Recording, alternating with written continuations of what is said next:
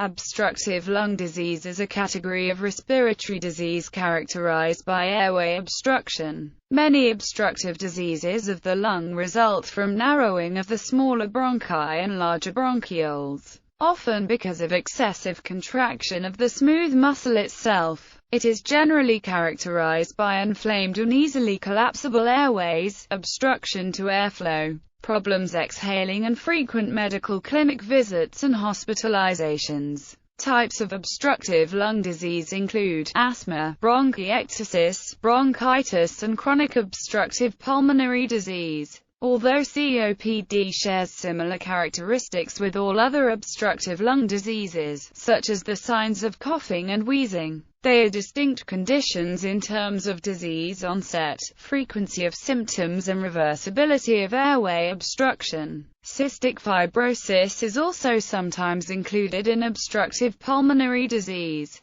Diagnosis of obstructive disease requires several factors depending on the exact disease being diagnosed. However, one commonality between them is an FEV1/FVC ratio less than 0.7, i.e., the inability to exhale 70% of their breath within 1 second. Following is an overview of the main obstructive lung diseases. Chronic obstructive pulmonary disease is mainly a combination of chronic bronchitis and emphysema, but may be more or less overlapping with all conditions. Types. Asthma is an obstructive lung disease where the bronchial tubes are extra-sensitive. The airways become inflamed and produce excess mucus, and the muscles around the airways tighten, making the airways narrower. Asthma is usually triggered by breathing in things in the air such as dust or pollen that produce an allergic reaction. It may be triggered by other things such as an upper respiratory tract infection, cold air, exercise, or smoke. Asthma is a common condition and affects over 300 million people around the world. Asthma causes recurring episodes of wheezing, breathlessness, chest tightness, and coughing, particularly at night or in the early morning. Exercise-induced asthma is common in asthmatics, especially after participation in outdoor activities in cold weather. Occupational asthma, an estimated 2% to 5% of all asthma episodes may be caused by exposure to a specific sensitizing agent in the workplace. Nocturnal asthma is a characteristic problem in poorly controlled asthma and is reported by more than 2/3 of suboptimally treated patients. A peak flow meter can record variations in the severity of asthma over time. Spirometry, a measurement of lung function, can provide an assessment of the severity, reversibility, and variability of airflow limitation, and help confirm the diagnosis of asthma.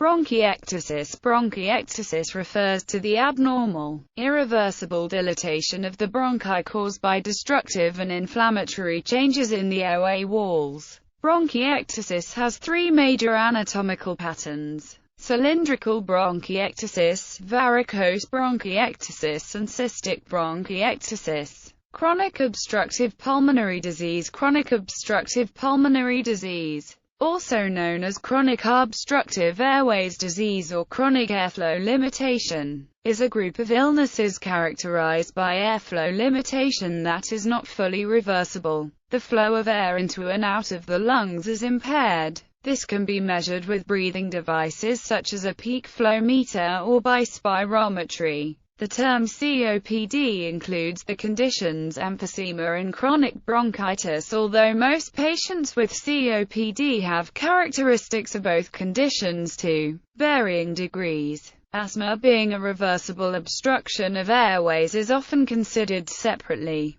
but many COPD patients also have some degree of reversibility in their airways. In COPD, there is an increase in airway resistance, shown by a decrease in the forced expiratory volume in 1 second measured by spirometry. COPD is defined as a forced expiratory volume in 1 second to forced vital capacity ratio that is less than 0.7. The residual volume, the volume of air left in the lungs following full expiration, is often increased in COPD, as is the total lung capacity, while the vital capacity remains relatively normal. The increased total lung capacity can result in the clinical feature of a barrel chest, a chest with a large front-to-back diameter that occurs in some individuals with COPD. Hyperinflation can also be seen on a chest X-ray as a flattening of the diaphragm. The most common cause of COPD is cigarette smoking. COPD is a gradually progressive condition and usually only develops after about 20 pack years of smoking. COPD may also be caused by breathing in other particles and gases.